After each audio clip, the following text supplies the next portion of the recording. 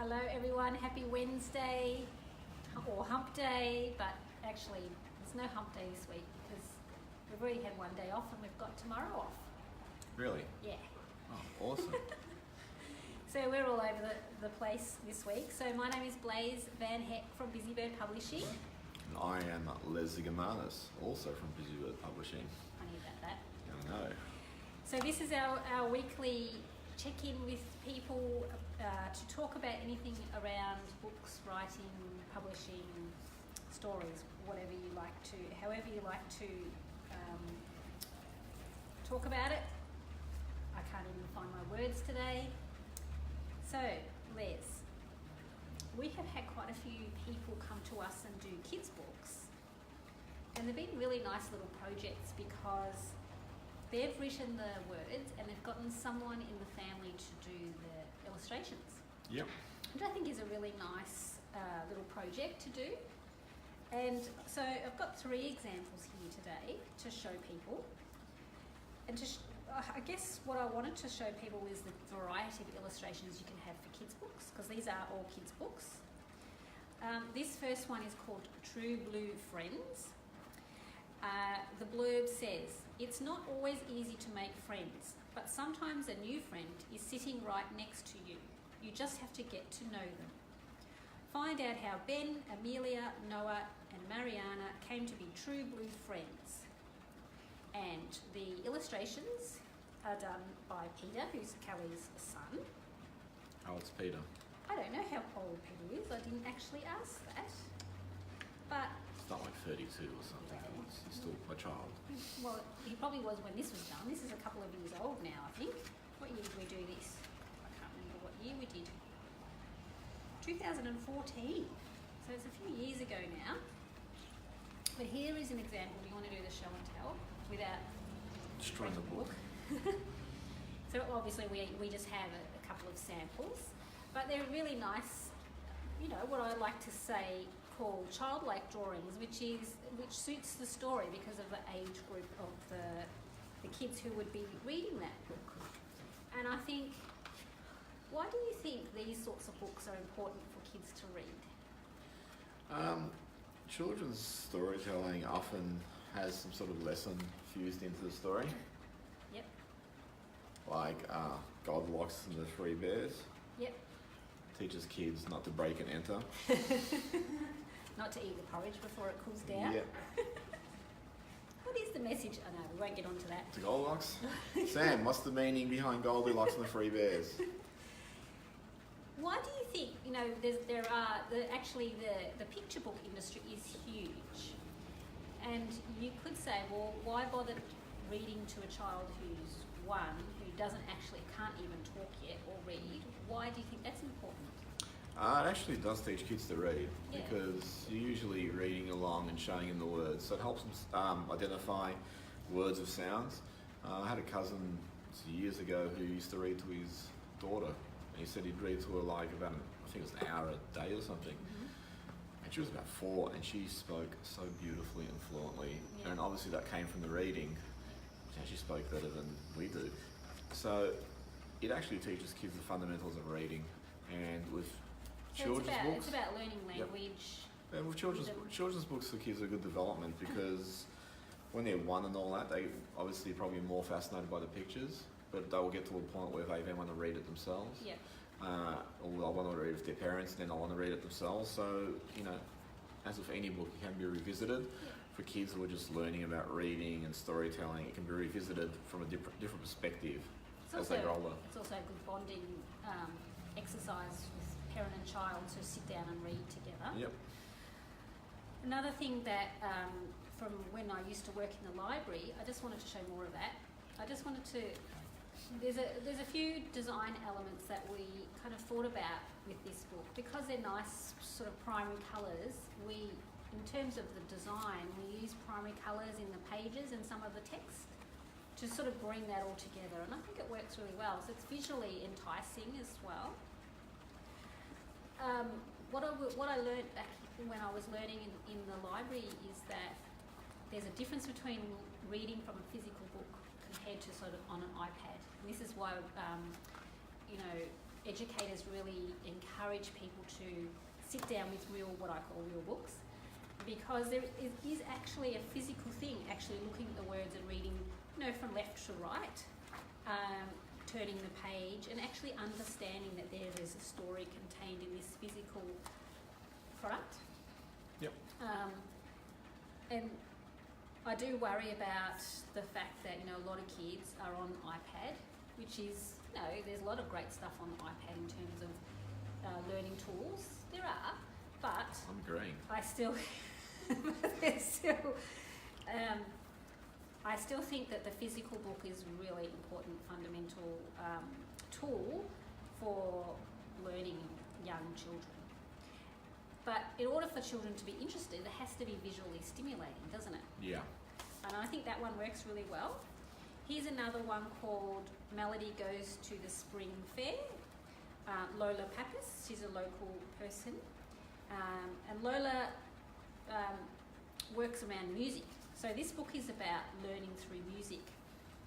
I'll read the blurb. In this delightful children's tale, Melody decides to go to the spring fair with her friends Lento and Presto. I'm losing my voice. But how will they get there and not drop their cake along the way? That's a really big issue. I know. Yep. I dropped some cake on the way to work. Did you? Oh, So yeah. we don't have any for morning tea? I just ate it off the ground. I don't know about you guys. Okay. Melody Help Goes to the Spring Fair by Lola Pappas, the creator of the educational music program Rhythm Rumble, is sure to teach kids all about rhythm and tempo in a fun, entertaining and informative way. So, Lola wrote the book, but Ava, her daughter, Her think name was she's- Lola, huh? did the illustrations, which I think are pretty gorgeous. So again, it's about, I think it's really fun to have a project with yourself, the author, and someone else in the family. Well, it'd be good for kids because, traditionally kids probably shy away from homework. So Yes. it's a really good learning aid and a fun learning aid. Yeah, and it's And- exciting for them to see their... And unlike an iPad, there's a physical product at the end of it. Yeah, it's not a bird. I know, but just what I'm trying to show you, it's actually got a physicality in the world, not like an iPad where it's just something on the screen. So actually, I didn't actually realise this before, but the illustrations are similar style in terms of, I think it might be crayon or something like that. It's a similar style, which is nice. Other kids probably, talk about illustrating and knock back a few milks. Yeah. Talk about various styles and influences. Yeah, maybe. Definitely. I'd love to know if Ava is still doing some illustrations and if how Lola's going with this book. And actually it's interesting about talking about rhythm, because reading words is about rhythm as well, isn't it? Yep. This is why reading aloud is really useful to anyone writing, children and adults, because you hear the rhythm of the language and the rhythm of the sentences and what does and doesn't work. That's a really good example. Now this one is a book of poetry. How High is the Sky by Joan Shilton. Now Joan Shilton is, we won't say how old she is because that's a bit rude, isn't it? But she's of advanced age. That's definitely not That's rude. probably not rude. That's definitely not probably rude, as yeah. well. Anyway, we love Joan. I'm of intermediate Joan comes age. to our open mic night quite often. Yep. Joan is very inspiring to me. I don't know about you, but Joan... I've always wanted to become an elderly woman. Oh, sorry, you meant No. as a writer. Okay. Joan comes and reads her poetry and Joan is stories. awesome. Yep. Yeah, and her grandson did these illustrations. So her grandson is actually a graphic artist. So obviously a different style of illustration. But I think that was a really nice project for them to do together. I'll show you my favourite one actually. It's up near the back. He's a graphic artist and goes to primary school. No, He fits he's all those an in. adult. He's an adult. And he goes to primary school. There's an awesome illustration here that goes with the poem, Annie Go Whop You Later. And it's sort of like I don't know if you can see that, but it's kind of a science fiction type of illustration. It's awesome. So this is where illustration can be used with poetry. Illustration can be used with anything though, You in can. terms of But I guess what I'm trying to demonstrate is there's lots of different ways that you can make something enticing visually. yes. And I think the problem with picture books, especially when people come to us, they have a story. It's going to be a picture book, so really you're relying on the pictures, but they have probably 3 times as much text as they need, because a lot of the time the illustrations are doing that work for you. Yeah. So that's something to think about in terms of illustrations. And I think too, you know, how you're talking about a lot of these kids' books having a message. Yep. A lot of people try really hard to bring out this message, and it. No, story should come first. Yeah, it comes out as, you know, kind of trying to hit the kid over, or the parents over the head, in terms of what the message is. Yep. And kids see right through it. Yeah. I mean, I think with any form of storytelling, but with kids, it's going to have to be interesting. It's going to have to hold their attention. Yeah. So if you're just talking at them with a message, you're going to get bored. Yeah. But if you actually infuse it within a story which has a beginning, middle and end, then the kids are going to be engaged and want to know where that story goes. Yeah, and humour is always a good thing. This is why we love things like Dr. Zeus. Dr. Zeus is a genius of that form. Yeah. What are some of the kids' books that you The Roger loved? Avery, Mr. Men books, they were always fantastic. The little golden books, do you remember those? I don't know if they're still out. Yeah, I think they are still around. Haven't seen them for a while, but my kids are a little bit old for that. Yeah, I mean, I sort of viewed, as I got a little bit older, because I had older brothers, I was reading other stuff like Asterix, Obelix, and the Tintin stories. And they're still around too. Oh, they're still producing new adventures for them. But they were always, for me, you know, really enjoyable, because you could just see a story within the panels. But then when you read them as an older person, because I still read them now, you actually see they've got a lot of great humour, which probably was aimed at adults and parents. It's about those layers, isn't it? Yeah. You know, you want to have a story that's entertaining for, you know, the young child, but also for the adult, because they're engaging with that product over and over again with kids. And to go to a different form of storytelling, something like the Pixar movies, like Toy Stories and all that, The Incredibles, they do that so well. They aim at, because they know parents are going to be taking their kids to these movies, so they aim at both demographics. Or even Simpsons. Yep, Simpsons is another great, example. You know, my kids grew up. Everything my kids know about history, they've learned from The Simpsons. And that has, you know, how many years is that now? 30. 30 years. So It's just starting to make a profit, apparently. is it? No, Well, I'm sure they made a profit a long time ago. That's with Hollywood accounting, apparently it's just starting to make a profit. Oh, really? Yeah. 30 years, Yeah. okay. So in terms of, and I think this is the biggest thing, when people come to us with their kids' book idea, a lot of the time they've overthought it. Sometimes it can just be a fun little story, and so long as, you know, it's rounded off well in terms of the message, you don't actually have to drive that message home. No, I mean, with any form of writing, when you spill something out on the page, it is going to be overwritten. Yeah. And then you go back and you try and make it a lot more concise. And that's the same thing with children's storytelling. I think some authors think, well, it's only going to be a kid's book, so it's only going to be however long, but they still override it. A lot of people think it's really easy to write a kid's book. No, it's probably harder, because it's like a lot of authors struggle with writing stuff like synopsises and cover letters, and a children's book is very similar, but you're trying to dilute a whole story into something that's that big. Yeah. And then you need to tell a story that's the pictures aren't telling, so they need to complement one another. There's no point like reading and then seeing the pictures doing exactly the same thing. Yeah. You know, obviously they're going to have some sort of interaction, but they need to complement one another, so you're getting something different from each one. Yeah.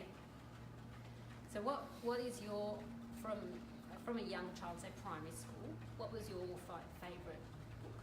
Can you remember? Children's book? Yeah. Actually, Or any book. Well, I used to love Peanuts by Charles Yeah. Schultz. They were always fantastic. Yeah. Sorry, it's really bad. I can't remember who wrote them. Dennis the Menace. Used to read those a lot. Yep. And they're still around? Yep. And because I had older brothers, they were reading stuff like the Tintins, the Asterixes, so I'd read those also. So in terms of books that have imagery, there'd be one of those. They all had about equal weight while I was a kid. Yeah. I mean, I know you liked Watership Down. Yeah, I was a bit older then, but, well, actually, I suppose I was about 7 or 8, but, you know, the sort of things that I loved were The Magic Pudding, which has fantastic illustrations as well. Yeah. That's a classic. Enid Blyton had also a lot of illustrations, but you know, now that I look at Enid Blyton books now, I find them a little bit I don't know. Blytony? It's probably just a different generation. I think they're very quite bland. Okay. And I think a lot of kids, I tried reading it to my kids when they were young, and we got only about a chapter into one of the books, and I was quite disappointed because I used to love, you know, the magic faraway tree and things like that. Yeah. But I didn't have any, that, there weren't a lot of books that you could, you know, I had to read a lot of adult books at that age because there weren't a lot of kids' books. On the commune. Yeah. Or just went and read some cave paintings or something. No, there was plenty of adult books that I could read. Okay. Yeah. Anyway, so what else can we say about kids' books?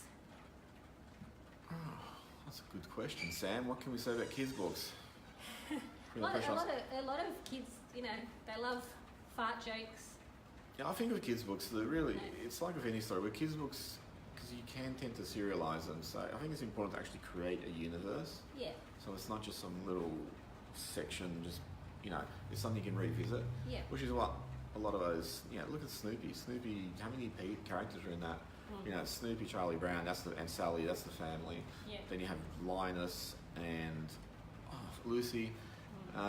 Schroeder, Peppermint Patty. There's like a whole range of characters, and It's like a whole little village. it's a neighbourhood, almost. yeah. So you know they can look. And I guess Winnie the Pooh is the same. Never Winnie read Winnie the Pooh. Winnie the Pooh has Eeyore and I can't remember all the Piglet. Oh yeah, but just I think it's interesting. If you're going to write something like that, it'd be interesting to create a universe you can revisit. Yeah. You know, and you can come back to, and you can say, well, let's focus on these characters, or I think too, and this is the other thing about, say, a picture book, is quite often when you're reading with a child, it's not just about the words that are there in front of you, but there's the picture and there's the words, and together you actually expand on the story that's already there. Yep. And especially if you're visiting it over and over and over again, you know, then you can actually, you know, make other stories from what you're seeing there, and that's really good for kids' imagination as Yeah. well. Yeah. oh, I mean, when you're a kid, life's awesome. You can just imagine anything. You can play with invisible friends. You know, you can have little toy cars and build a whole narrative around it. So, kids, when you're young, you have this unbound imagination, and as you grow older, people tend to try and Squish you into a box. and make you think within the parameters of society and all that. Hazel Edwards has her book, there's a hippopotamus on the roof eating cake, and that came about because she was with her son and there were workmen on the roof thumping around, and the son said, oh, what's that? And they made up stories about what it could be on the roof. Yep. And out of that came that book, and that is still in print after 30 years. Oh, well, And it actually has a touring show. of hippopotamuses? Yeah. Hippopotami? What's the plural? I don't know what it is. So, you know, and that just came out of a conversation with a child. Yeah. And that's where, you know, you can actually create worlds and characters and fun things. Well, you had a lot of classics that came about because a parent was making up a story for a child. Oh, yeah, Watership Down is Yeah. is an example. I think, that's just one of the Alice in Wonderland. Alice in Wonderland, yes. So you had a lot of stories like Yeah. that, which just shows that, you know, it is a relationship that you have between a parent and a child, which can stimulate this world, and the child is like one of the difficult things writing adult novels. Sorry, not those sort of adult novels, but just novels for the older demographic.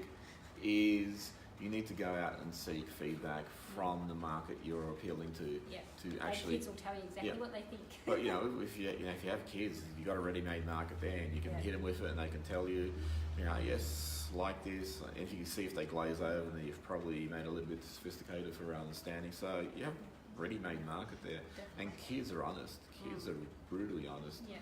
Kids are terribly, terribly brutally honest. They just go around shattering people until they get older. Actually, a good place to go and check out how kids react is to go to the library and go to their story times. Yeah. That's a really good way of seeing how kids interact with books, and maybe if you have an idea, you could take it there and try it out on the kids. Yeah. So that's our kind of chat about kids' books today.